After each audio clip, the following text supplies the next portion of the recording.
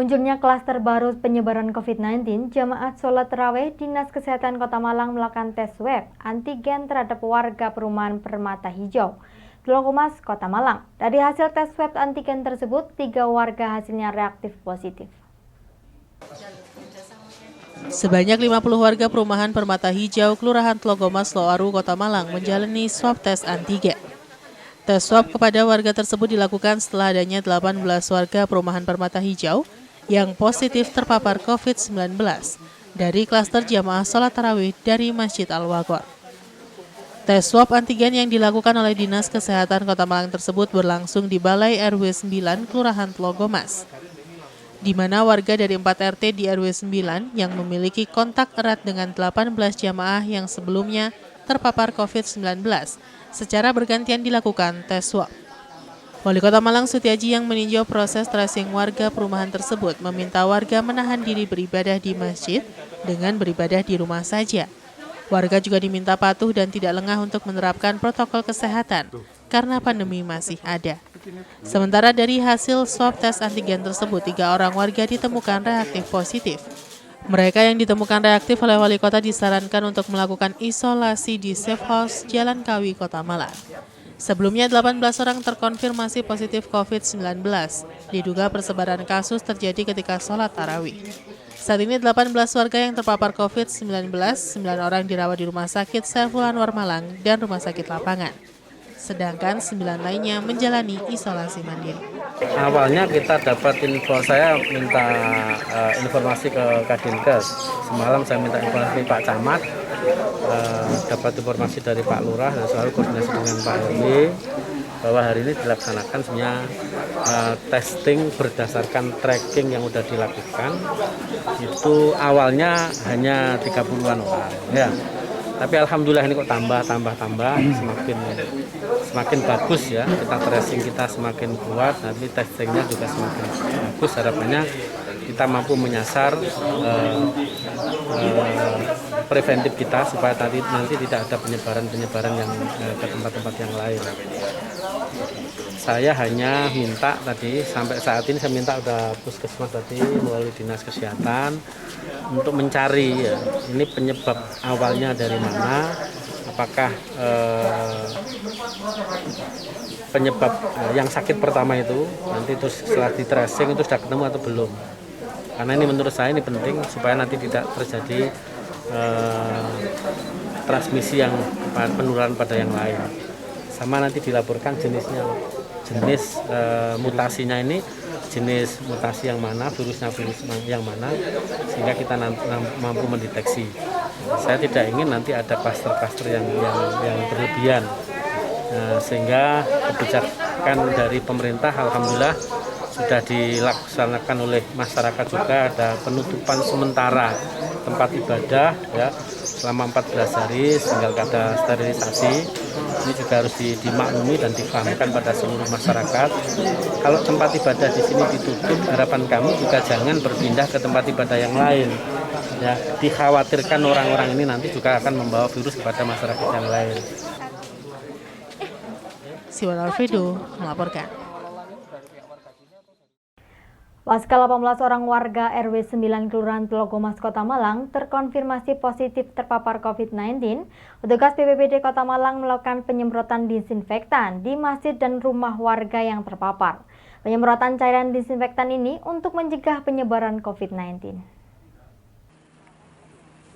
Sebanyak 10 orang petugas BPBD Kota Malang dengan mengenakan alat pelindung diri atau APD lengkap melakukan penyemprotan cairan disinfektan di masjid dan rumah warga yang terpapar COVID-19. Penyemprotan di masjid dan rumah warga ini menggunakan cairan disinfektan dan klorin. Selain penyemprotan di dalam masjid dan di dalam rumah, petugas juga melakukan penyemprotan di halaman rumah warga. Koordinator penyemprotan BPBD Kota Malang, Cornelia Sofiana Ayu mengatakan, penyemprotan ini dilakukan setelah adanya 18 warga yang terkonfirmasi positif terpapar COVID-19. Sementara, penyemprotan selain dilakukan di masjid dan rumah warga, petugas BPBD juga melakukan penyemprotan di seluruh wilayah perumahan Permata Hijau. Petugas BPBD Kota Malang juga menghimbau warga untuk sementara tidak melakukan aktivitas di Masjid Al-Waghor. Sebelumnya, 18 warga RW 9 Perumahan Permata Hijau, Kelurahan Tlogomas, Kota Malang, terkonfirmasi positif COVID-19. 18 warga yang terkonfirmasi positif ini diduga merupakan klaster baru jamaah sholat tarawih. Karena 18 warga tersebut merupakan jamaah Masjid Al-Waqor yang tertular saat sholat tarawih. Kami dari tim penyemprotan BPBD Kota Malang melaksanakan penyemprotan desinfektan dan alkohol di RW 9 Tlogomas, Kota Malang. Di sini kami melakukan klorin, obat klorinnya itu, dan alkohol di masing-masing rumah. Dan untuk melakukan penyemprotan ini di rumah pasien positif itu juga, jika warga positif itu mau disemprot rumahnya, kita semprot, jika tidak kita semprot di luar halaman. Untuk masjid nanti kita semprot setelah dari rumah-rumah warga di sini kita semprot. Kami sarankan untuk tidak melakukan aktivitas dulu sementara di masjid tersebut. Simon Alfredo melaporkan. Pedagang janur dan daun pisang musiman mengeluh. Pasalnya, pembeli janur dan daun pisang di Hari Raya Ketupat kali ini berbeda dengan tahun sebelumnya. Hal ini disebabkan larangan mudik oleh pemerintah dalam mencegah penyebaran virus corona di berbagai daerah di Indonesia. Tradisi setelah Hari Raya Idul Fitri yang biasa disebut kupatan bukan hal aneh bagi warga masyarakat. Hal ini dilakukan 5 hari setelah Lebaran. Namun kupatan tahun ini berbeda dengan tahun sebelumnya, seperti yang dialami penjual janur musiman Pasar Batu. Di tahun 2020 antusias pembeli janur tinggi, namun tahun 2021 berbanding terbalik. Janur melimpah tetapi pembelinya sepi. Hal ini dirasakan oleh pedagang janur musiman di pasar tradisional Kota Batu. Meskipun mereka telah menjual murah dagangannya dengan 1 ikat janur berisi 20 janur seharga Rp10.000 dan Rp5.000 berisi 12 janur, masih saja sepi pembeli. Selain menjual janur, para pedagang musiman ini juga menjual ketupat jadi dan daun pisang. Untuk ketupat jadi mereka jual Rp10.000 per 10 kupat dan daun pisang mereka jual hanya Rp5.000 per 1 lipatan. Salah satu penjual janur mengaku jika pembeli di masa pandemi COVID-19 tahun ini berbeda dengan pandemi sebelumnya. Karena tahun ini dalam sehari hanya mampu menjual 5 ikat hingga 10 ikat ketupat dan bahan seperti janur dan daun pisang melimpah. Tahun 2020 yang lalu, sehari mampu menjual 10 ikat hingga 30 ikat ketupat dan daun pisang. Rencananya, meskipun sepi pembeli jika dibandingkan dengan tahun kemarin, para pedagang janur ini akan tetap bertahan menjual janurnya hingga Lebaran kupatan berakhir. Per 10-nya 8.000. Ya. Kalau janurnya sendiri per ikat berapa? Janur ada yang 20 biji harganya 10.000. Ini ada 5.000-an. Isi 10 biji. 12. Kalau untuk daun pisang Bu, gimana? Daun ya 5.000. Per anu ya. Ya, 1. Kalau model kupatnya sendiri ada berapa macam Bu? Model kupatnya? Model? Iya. Ya, cuma satu aja. Iya. Kayak gini apa Bu? Ini buat lepet. Oh lepet ya. Iya. Terus Ibu sendiri gimana Bu penjualan? Rame atau sepi? Tahun ini sepi Mas. Oh iya. Kalau kemarin itu rame, cuma barang nggak ada. Ya, Kalau sekarang sepi, barangnya banyak. Yanto Yancung melaporkan. Terima kasih Anda masih bersama kami dalam Info 7 Malang Raya. Diduga akibat meningkatnya konsumsi makanan pada momentum Lebaran berdampak pada meningkatnya volume sampah yang dihasilkan. Diprediksi puncak meningkatnya sampah akan terjadi pada Hari Raya Ketupat. Peningkatan volume sampah ini sudah terjadi sejak puasa dan sampai beberapa hari setelah Lebaran. Sampah-sampah ini dihasilkan dari wilayah Desa Karangwidoro, Dawu, Kabupaten Malang. Meningkatnya volume sampah ini cukup menguras tenaga para petugas yang mengelola TPS tersebut karena jumlah pengangkutan meningkat melebihi volume pada hari biasa. Dalam satu hari ada 6 kali pengangkutan dengan mobil dan sisanya dengan gerobak sampah. Sampah-sampah ini masih belum dibuang ke TPS besar, tetapi dikelola oleh pengelola dengan cara dibakar untuk mengurangi volume atau menumpuknya sampah. Khususnya pada musim kemarau, karena tidak terkendala hujan berbeda dengan pada musim penghujan.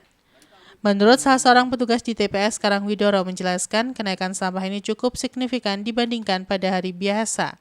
Dan puncak peningkatan sampah ini diperkirakan pada Hari Raya Ketupat 1 minggu setelah Lebaran.